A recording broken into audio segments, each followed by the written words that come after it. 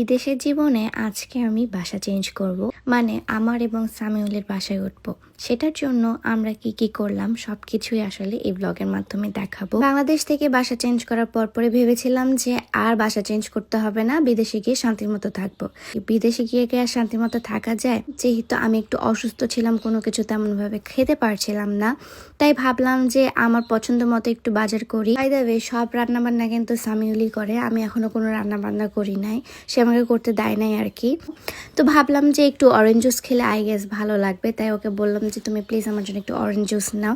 তো সে আমার জন্য আসলে অরেঞ্জ জুসটা নিচ্ছিল। এখানকার অরেঞ্জ জুসটা অন্যভাবে একদম র ভাবে তৈরি করে দেয়, কোনো সুগার অ্যাড করে না, কোনো কিছু অ্যাড করে না। তারপর গাজর নিয়েছি, এরকম করতে করতেই আসলে যাচ্ছিলাম, বাট আমার আসলে শরীরটা অনেক বেশি খারাপ ছিল।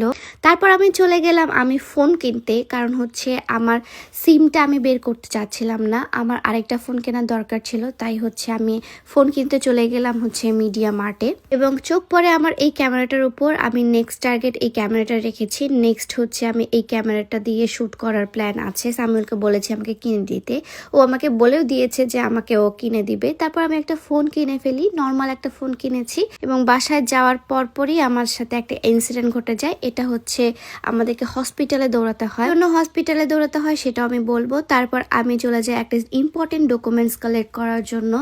অনেক হ্যাপি লাগছিল যে ফাইনালি ডকুমেন্টস গুলো পাচ্ছি, আলহামদুলিল্লাহ। থাইল্যান্ডে আসার পর আমি ফার্স্ট টাইম হচ্ছে মেট্রোতে উঠেছি, এবং ট্রাস্ট মি, মেট্রোতে একদমই ভিড় ছিল না, খুবই স্মুথলি তাদের মেট্রোগুলো যায়।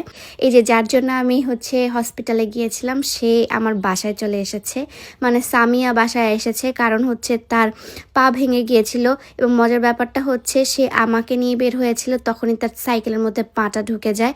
আমি আসলে কুফাম পেচারের জন্য দিন আর কোনো ক্লিপ নেওয়া হয়নি। রাত্রেবেলা আমরা হচ্ছে একটু ডেটে বের হয়েছিলাম আমি এবং সামিউল, মানে সাইকেলে করে একটু রাইড দিচ্ছিলাম, আর একটু ঠান্ডা ঠান্ডা ওয়েদারে বেশ ভালোই লাগছিল। এই জায়গাটা আমার খুব পছন্দের, এটা আমার বাসার সামনে একদম জায়গাটা। তারপরের দিন এখন হচ্ছে যুদ্ধ শুরু, সবকিছু একদম এক্স্যাক্টলি গোছাতে হবে এবং বাসার মধ্যে নিয়ে যেতে হবে। বাসা গোছানো ভাই অনেক প্যারা, বাট যদিও আমার এক্সপিরিয়েন্স হয়ে গেছে, এত বাসা গুছিয়েছি।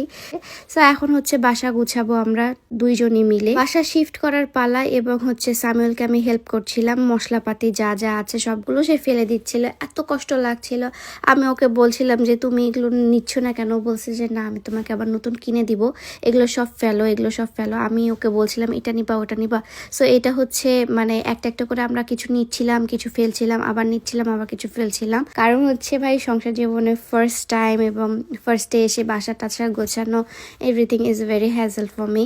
কারণ এত বেশি প্যারা নিয়ে বাংলাদেশ থেকে বিদেশে এসেছি, বিদেশে এসেও এত প্যারা নিতে হচ্ছে, বাট ইটস ওকে। হাজব্যান্ডের সাথে থাকলে এবং হাজব্যান্ড সাপোর্টিভ হলে, হাজব্যান্ড সব ম্যাক্সিমাম কাজ করলে আসলে করাই যায়।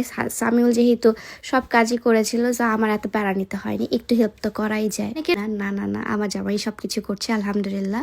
আমার জামাইকে মাশাল্লাহ বলতে ভুলবেন না। এবং এখানে হচ্ছে আমি কিছু চিড়া নিয়ে নিই, আমি সকালে উঠে আসলে চিড়াই খাচ্ছি, কারণ আমি রিস্ক নিতে চাচ্ছি না, অনেক কিছু উল্টাপাল্টা আমি খেতে চাচ্ছি না। সকালে উঠে চিড়া নিয়ে নিয়েছিলাম। ঘুরতে কার না মজা লাগে, তাই না? আমি ঘুরছিলাম আর কি, সামিল আমাকে নিয়ে ঘুরছিল, এবং আমি যখন আমার হাজব্যান্ডের সাথে বের হই তখন আমার খুব মজা লাগে, এবং আমার কাছে মনে হয় যে ঘুরতেই ভালো লাগে, কিনি আর না কিনে ঘুরতে কিন্তু অনেক ভালো লাগে। এবং সামিল সব সময় আমাকে ট্রাই করে চকলেট কিনে দেওয়ার জন্য। আমি ওকে বলেছিলাম যে হচ্ছে আমি একটু কসমেটিক কিনতে চাই, সে আমাকে কসমেটিক্সও কিনে দিয়েছে, অনেক সুন্দর সুন্দর, এবং সে আমার পাশে তাকাচ্ছে না, দেখছেন। এবং সামিউল আসলে ট্রাই করে যে আমাকে সবসময় আসলে হ্যাপি রাখার বা হচ্ছে কমফোর্টেবল ফিল করানোর। একটা মেয়ের যখন পার্টনার তাকে আদরে যত্নে এবং সামলায় রাখে, তখন আসলে মেয়েটার গ্লোটা অন্যরকম হয়, তাকে কোনো মেকআপের দরকার হয় না, এটা আমি বারবার বলি। সো সামিউল আসলে এভাবেই আমাকে রেখেছে আলহামদুলিল্লাহ, সেজন্য হয়তো আমি গ্লোটা ডিফারেন্টলি করছি। সো এইভাবে আমি আজকে ব্লগটা শেষ করছি গাইজ, দেখা হচ্ছে নেক্সট ব্লগে। Till then tata, bye by.